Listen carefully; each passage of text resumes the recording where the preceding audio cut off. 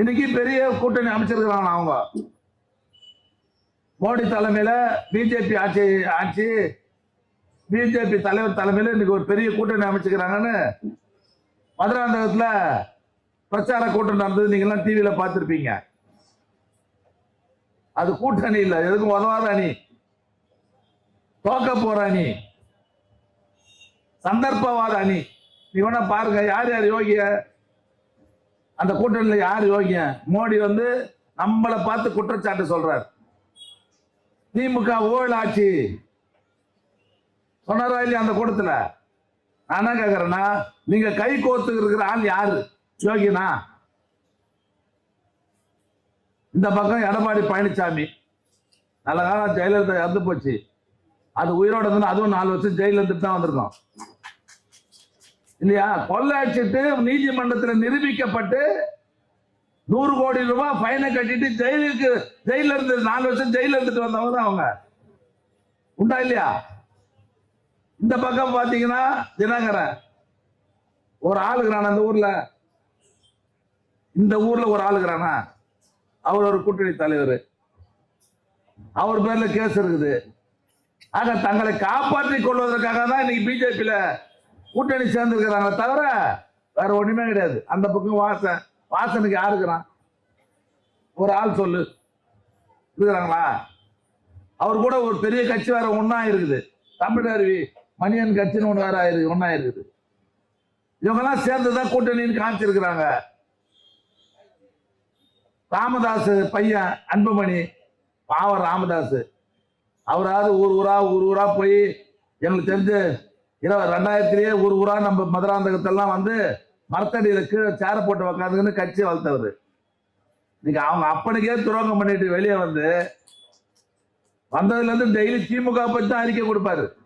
ஒரு 5 சேர்த்து பண்ணி வச்சுக்கிறாரு. டெய்லி மாறி மாறி வரும்.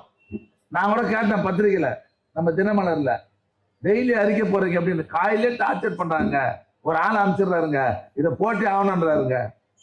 என்ன செய்தி? மக்களுக்கு பெண்களுக்கு எல்லாம் பாதுகாப்பு இல்லை தமிழ்நாட்டில். அது ஒரு நாளைக்கு வரும்.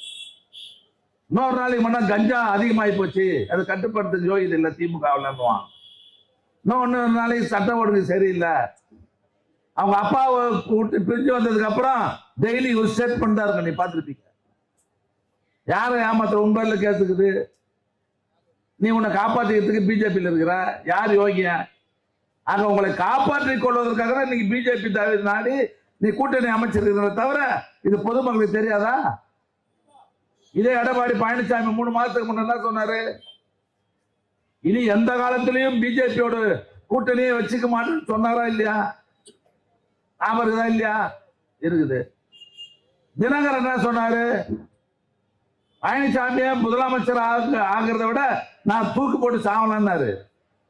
இருக்குதா இல்லையா? இவங்க எல்லாம் சேர்ந்துதான் ஒரு கூட்டணி அமைச்சிருக்கிறாங்க. எங்க பங்காளி சண்டை இது, நாங்க தீர்த்துக்கணும்ன்றாரு இல்லையா? ஆக இப்பேற்பட்டவங்க ஒரு கூட்டணி அமைச்சிருக்கிறாங்க. நம்ம கூட்டணி தொடர்ந்து வெற்றி பெறுகிற கூட்டணி, மக்களுக்காக போராடுகிற கூட்டணி, மக்களை பாதுகாக்கிற கூட்டணி நம்ம ஒண்ணுதான். கொள்கைக்கான கூட்டணி.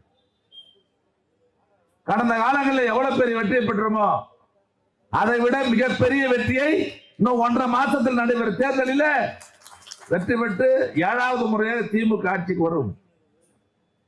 நம்முடைய ஒப்பற்ற தலைவர் அண்ணன் தளபதி அவர்கள் 2வது முறையாக ஆட்சி பொறுப்புக்கு வருவார்.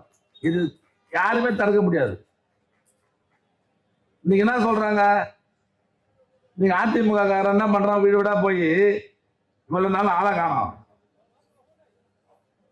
ஒரு மிஷின் ஒண்ணு ஜெயலலிதா இருக்கிறவரையும் மின்சார கட்டணம் ஏற்றா? ஜெயலலிதா இருந்ததற்கு பிறகு புதை மின் திட்டத்துல மரியாதையா கையெழுத்து போட்டு இல்லைன்னா மரியாதை கட்டணும்னு சொன்னதுக்கு அப்புறம் தான் இங்க இருந்து மின்துறை அமைச்சராக இருந்த வேலுமணி போய் கையெழுத்து போட்டு நீ மின்சார கட்டணம் கடுமையா உயர்ந்ததுக்கு காரணம் திமுக இல்ல அதிமுக என்பதை நீங்க எல்லாம் புரிஞ்சுக்கணும். வாங்க வச்சுங்க, நான் சொல்றதெல்லாம் உண்மை. அதே போல உள்ளாட்சி நிர்வாகத்துல நீங்க வரி ஏத்தலன்னு சொன்னா உங்களுக்கு மானியம் கொடுக்க மாட்டேன், மொத்த ரூபாய் நிறுத்திடுவேன்னு சொல்லி மிரட்டதுக்கு அப்புறம் தான் இன்னைக்கு அந்த டாக்ஸ் ஏற்றிருக்கிறோம்.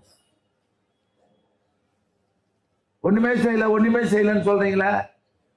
நம்ம என்ன செய்யல? திமுக தேர்தல் அறிக்கை சொன்ன திட்டங்களை செய்யவே இல்லைன்னு சொல்லி நீ பழனிசாமி பிரச்சாரம் பண்ணிட்டு இருக்கிறார். என்ன பண்ணல? இன்னைக்கு தேர்தல் அறிக்கையில சொன்ன திட்டங்களில 90% மேல் நிறைவேற்றி நாட்டு மக்களின் பேரன்பை பெற்றிருக்கிற ஒரே தலைவர் நம்முடைய முதலமைச்சர்.